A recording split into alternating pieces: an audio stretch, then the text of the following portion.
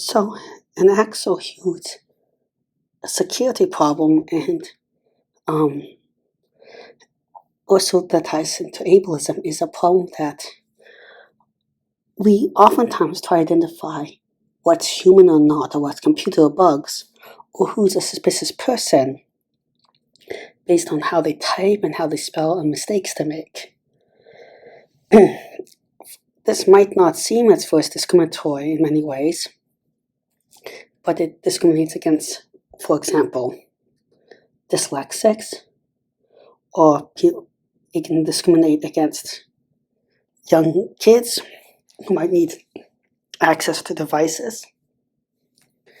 It can discriminate against not only young kids. It can discriminate against, and young kids do need access maybe during emergency. It can also discriminate against people with typing difficulties because of motor difficulties. It can discriminate against someone that's very sick at the moment, so they're not up to their usual tasks. It can discriminate against people learning a language, or is that not their native language. It can discriminate against a wide bunch of neurodivergence. It can also, the whole structure can be frustrating and stuff. Now, when you mistype stuff a lot, you also get flagged by the actual systems, and actual systems discriminate against you more. And then this all just adds up to a person that's already probably not as well done, and all the little things add up. However, we do have huge problems with hacking and stuff like that. And then when we succeed, these people not succeed as much, we internally discriminate against them even more. Well, there's a couple ways that people kind of have tried to go around this.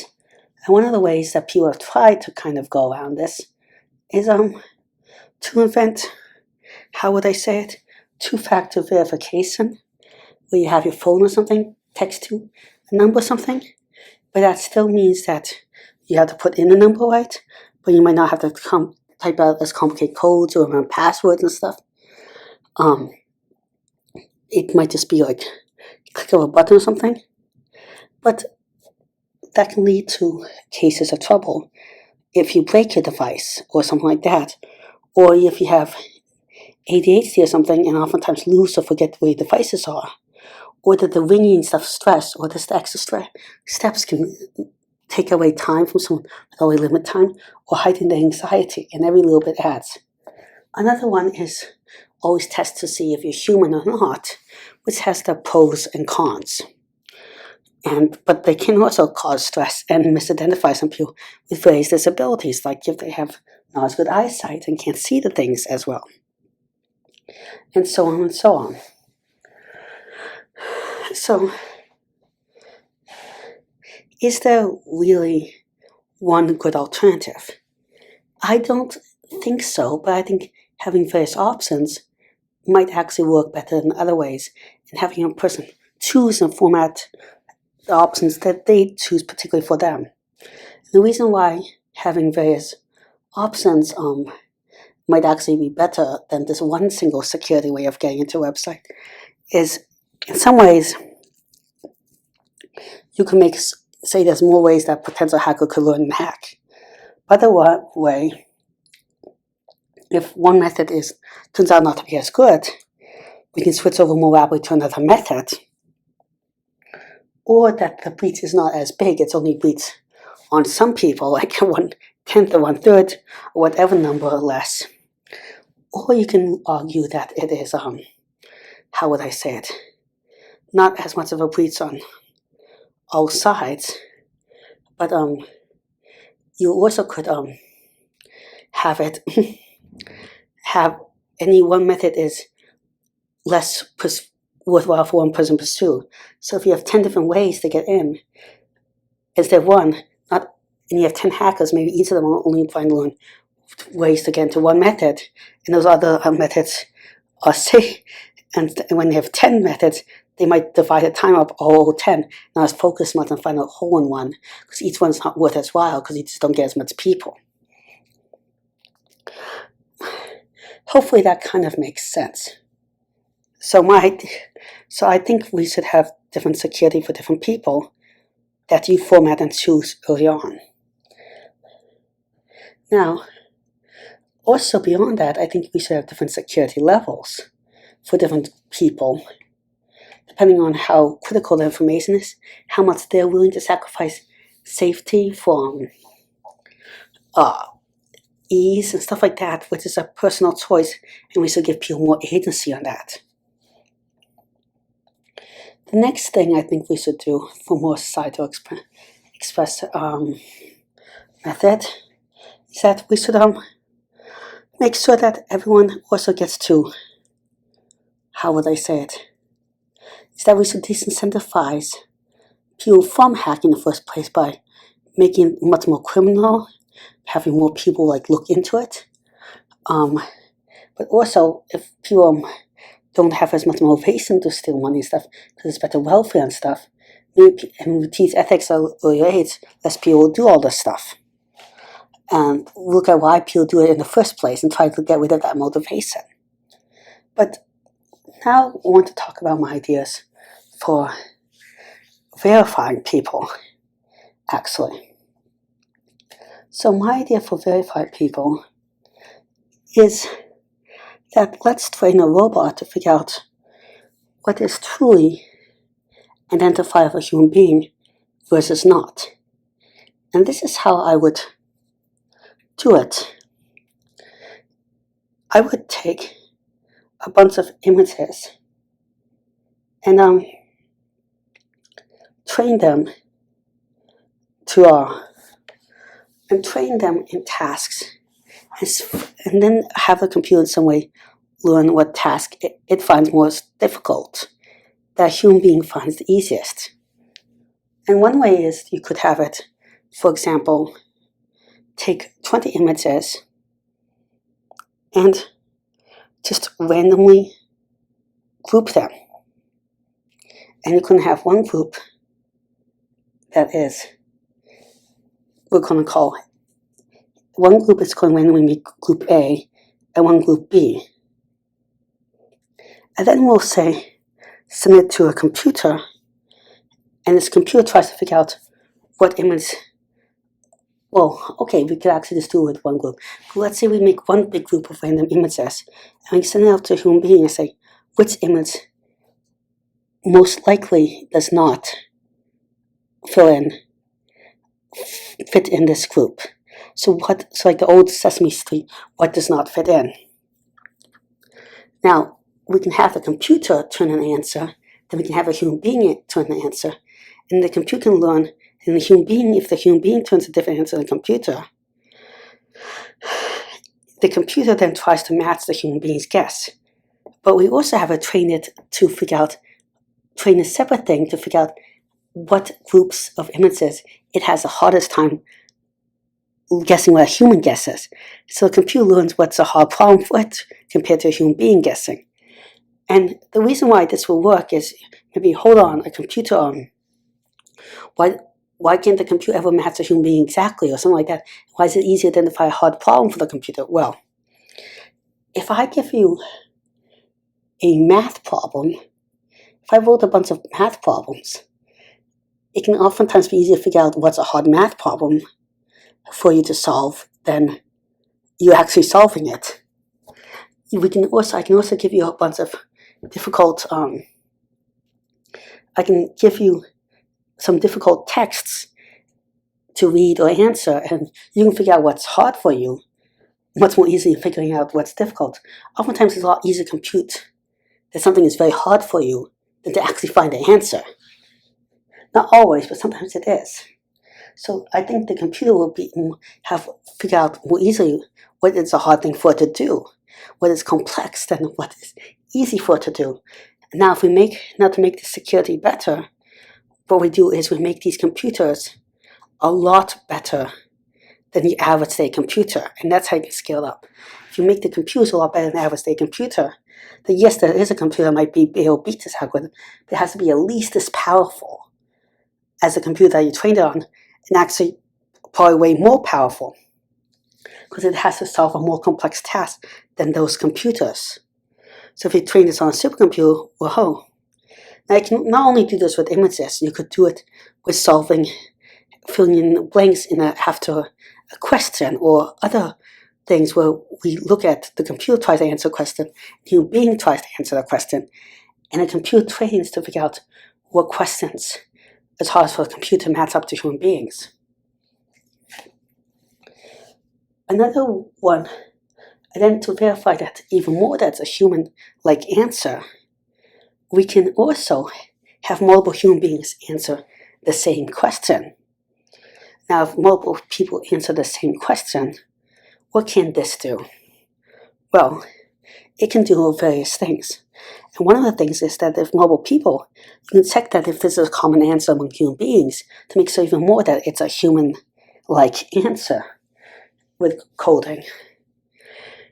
And you can train the computer continuously to get better and better at these tasks. So over time, the security improves. Now, what you can do is make this, one computer can handle, with these new multimedia networks, you can have one computer handle audio, non-audio, letters, pictures, and everything. And all that helps train it to get better and better. And yet people can pick what various tasks they think they'll be best on for identification. And that way we get rid of all the we can get rid of some of the typing and human identifying problems even more. And all this training and stuff could actually also make computers artificial intelligence better itself. Another way that we could try to limit hacking and stuff that's kind of totally separate is we just make sure that networks are not as interconnected in some ways. And therefore, one hack cannot spill over into as many other places getting hacked. Besides making them less all-around interconnected, we can also try to teach people better cybersecurity on the basics. Because a lot of hacking is still done on the very basics. And the problem is that people are just overconfident, and it's not young kids that usually get it. It's either very, very young or older, more confident adults or people that just get introduced to technology. Another one is to make sure that hacking, when it does happen, is not as big of a deal. So at least people are not hurt as much. This could be better welfare programs, actually, yet again, so people don't lose everything if they get hacked. Besides not losing everything if you get hacked, there could be a bunch of other things that we could have do. We could make sure that you don't have you have better ways of restoring it. People do not listen to bad gossip as much, so your reputation's not as much. We can make people getting a nude photo something not leaked as big of a deal because maybe society accepts it and there's less body shaming and bullying. We can be nicer to the victims and all this stuff. Which is another thing, is we're going to have to really think about privacy and restructure of privacy. Yes, privacy is important, but also part of the reason why privacy is so important is we look down upon people for so many things. We look down upon people for being seen as nude, and we make fun of them, we take advantage of them, and we use it in bad ways, nude photos. We look down upon people for so much the secrets getting leaked. If we stopped caring as much about those things, then it wouldn't matter as much if they do get hacked. And there's also less incentive then to do it. So that is also another sphere right there. Another thing we could do to make it easier for a variety of people, again, to deal with security and stuff, is we could give alternative keyboards out that make typing easier if you have all this difficulty, such as letters that are more commonly, such as, for example, letters are more widely spaced apart, so you're less likely to mistype something. You could figure out we could try to train people on special keyboards that are different, where keys that are less commonly, where keys that are close to the fingers are more commonly used, but we also separate them out from being farther from when they're from combinations. So an example of this design would be that, let's say A and O are commonly occur right next to commonly when you mistype something, you mistype it A or O. So you put the A and O far apart. Another example would be bat and bot. But they're commonly used, so you put it near some fingers. And redesigning the distribution of the keyboard so mistyping is less common. This also might be a language-specific thing, actually. So also you could have different keyboards for different languages. You could also design custom keyboards that are not, for some people with disabilities, are not flat. They're curved because naturally your fingers don't always like to be held up in this weird position, held down. But sometimes your fingers might stretch out more easily if the surface itself could, like a paw, all these other strange shapes. You could have other ways you could do it is voice recognition for some people and sometimes, but you don't always have to use voice because your voice can't change, especially if you don't have an accent or something. You could try also facial recognition to some extent, but people change the faces a lot. But these could all be backups to add an extra layer of security to make for some people with other difficulties a little easier as an alternative. You could also have, I've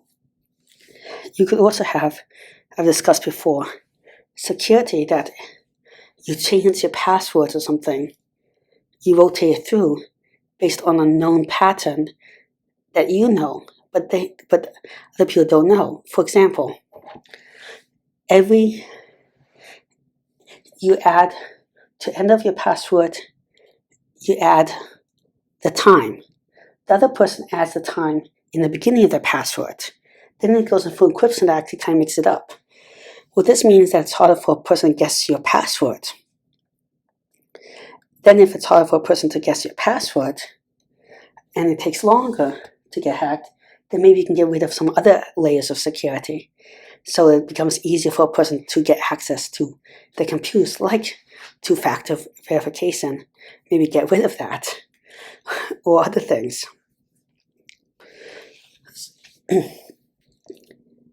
Yet, another idea is to have also your local, have like more secure stuff that's put into you, stored more locally, close to you. And if we make the internet more local, because the internet now is not very local, actually a lot of servers are very distant, which slows down the internet and also makes data vulnerabilities and stuff like that. But if your data was stored more locally to you, it might be harder for people to intercept the messages and get it. Also, your connection will be better and faster, which means that you would be less nuisance by all the security check-ins and stuff like that because it will happen to you faster. So local faster network actually might be a great help in some ways. Some other quick ideas, just to rattle them off, as I did this fairly unscripted, is also now maybe we can also look in biometrics, which besides facial, there's eye recognition, but certain eye diseases can actually mess up your eyes.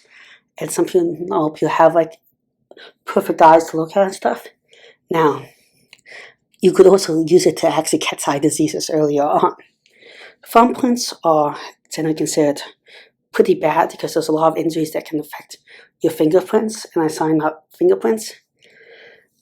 DNA is just private info, but it's way too much advanced for technology now. Maybe in 5 or 10 years, I don't want to dismiss it. I don't totally dismiss it. Voice I went over, but there's a lot of things that can change voice, but might be included as an option. You could look at full body scans, but that'll be very weird, but it'll be better than just a face scan. And I think that's all the different types that I can name off the top of my head. Well, thank you very much for listening. Please like and subscribe. It really helps the channel out. I'm trying to reach 1,000 subscribers in a year and 4,000 watch hours, which is really hard. Really help I think into it. Also, if any ideas for future videos, comments, or suggestions, please leave in the comment section below. Again, thank you very much. Goodbye.